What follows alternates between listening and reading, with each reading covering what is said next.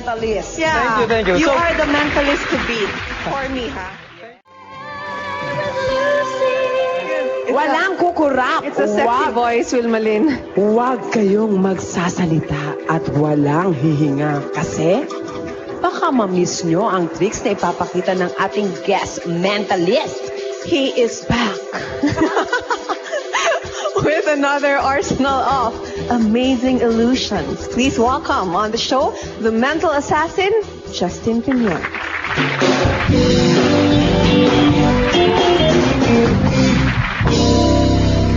Hi guys. Baon Thank you mo, for having me Justin. back. Ngayon, may gagawin ako something different. Different sa pangmata ninyo lahat. Nakakabasa ako ng isip through my eyes, with the use of my eyes, diba? So paano pala kung tanggalin ko yung pinaka-powerful sense ko? Diba? So meron akong susubukan ngayon, kaya meron akong dalang mga duct tape dito. So please, check the coins. Lalagay ko to sa socket ng eyes ko mamaya. Gagano mo before you put the duct tape Yes. para okay. 5 piso. Check nyo, baka may butas yan or something. Magiging 10 pesos pa paglabas. Actually, anyway, explain ko muna yung gagawin ko. This is a psychic phenomena called remote viewing. Pero since I am not psychic, nakaisip ako ng paraan kung paano ko ma-replicate yon. So, I'm just an ordinary person. I use body language para makabasa. Pero, subukan natin to. Can you guys help me with this one? Okay. Check Wala nyo lang talaga. kung totoo ba siyang duct tape. Madudahin kami ni Wilmalyn eh. Mahirap Okay, kami so, maloko eh. ilalagay ko muna tong 5 pesos sa socket na ice ko, tapos pakilagay po yung tape pa ganun. Pag ganon. Yes, tulungan ko na po kayo.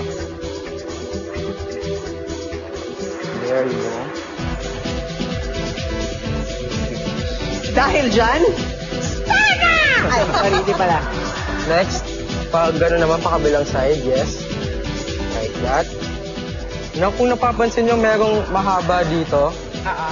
Eto, mahaba. Palagay po dito sa part na to, sa mata ko, para lalong. There. And May isa pang mahaba. may isa pa mahaba sa taas naman, pero wala na talagang space.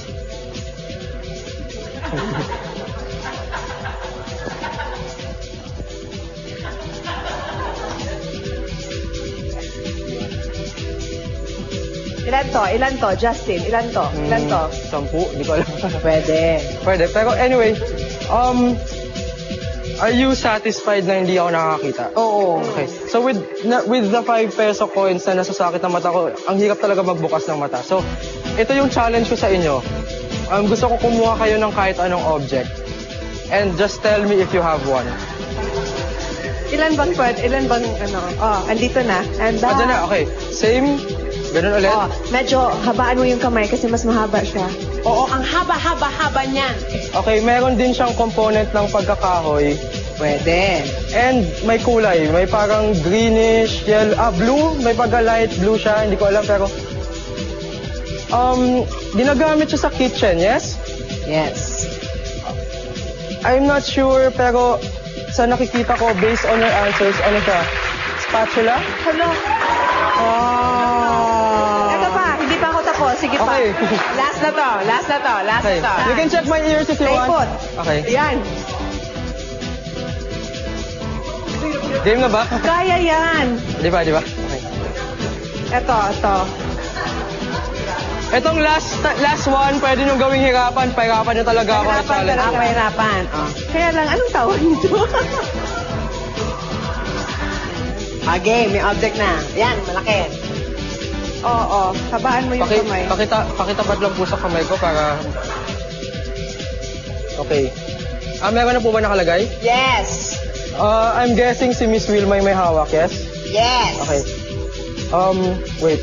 Based on your answer, parang it is blackish. Black? Tama ba? Black? I am not sure, pero... okay, yes. Narinig ko yung konting hinga mo nun. You are holding a shoe. Galing. Ang galing mo naman. Ito pa. Okay, sige. Sige pa, ha? Galing. Hindi ka ba talaga nakakita, Justin? Gusto nyo mamaya i-try nyo po itong suot ko para... Eto, bilib talaga ako sa'yo pag nahulaan mo to, Justin. Sige. Ano po yung libre ko? Ito. Sige. Alam nyo ba kung ano yung hawak ninyo? Kasi importante na alam ninyo eh. Alam ko anong gamit niya, pero hindi ko alam kung anong pangalan niya. Pwede i-describe mo na lang. I-describe ko na lang, sige. Okay. Pag sinabi ko, pag may nagtanong ako, please say yes, ha? Yes. Ginagamit ba to everyday? No. No. Pwede, kung gusto Pwede, mo. okay. Kasi nakakita ko na maraming parang raining, parang umuulan eh. Hindi ko alam kung may tubig na component siya, pero parang umuulan siya. Metallic siya, metallic. Yes. Silver, may maliliit na things. Hindi ko alam kung beater, kung ginagamit ba siya sa Pambati kitchen. daw ng itlog, pwede. Pwede. Okay. But it's actually a head massager. Ay, ang galing mo, Justin. Thank you, thank you. Well done. Dahil dyan! Dahil dyan. Ang galing. Ito yung pinaka-hardest part. Yung Bala ka. Uy, ang galing mo naman. Paano mo ginawa talaga yan? Wala kang rikititim, ha? Sakit. Okay, this is the hardest part. Uy, ang galing niya talaga. Magaling si... May mga eyebrows pa. Naka-wax ka, ha? Gusto niyo i-check niyo kung ano. And it's a souvenir for you, Miss Wilma.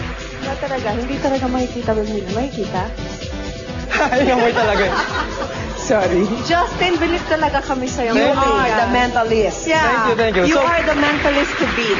For me, ha? Thank you, Miss Magaling. Thank you very much, Justin. Thank you. Is there Yes. anything you'd like to plug? Yes, on April 24, meron kaming show. Kasama ko ang The Story Circle. May show kami sa Trinoma. 5 p.m. Punta kayo doon with your whole family. Pang bata siya, pang matanda. Marami kayong mag-enjoy kayo doon. Okay. Thank you very much, the Justin Piñon. Thank Okay, you. meron na siyang the, ha? Ah. Susunod na, Joan Quintas magluluto ng masarap na caldereta in our kitchen. Stay with us.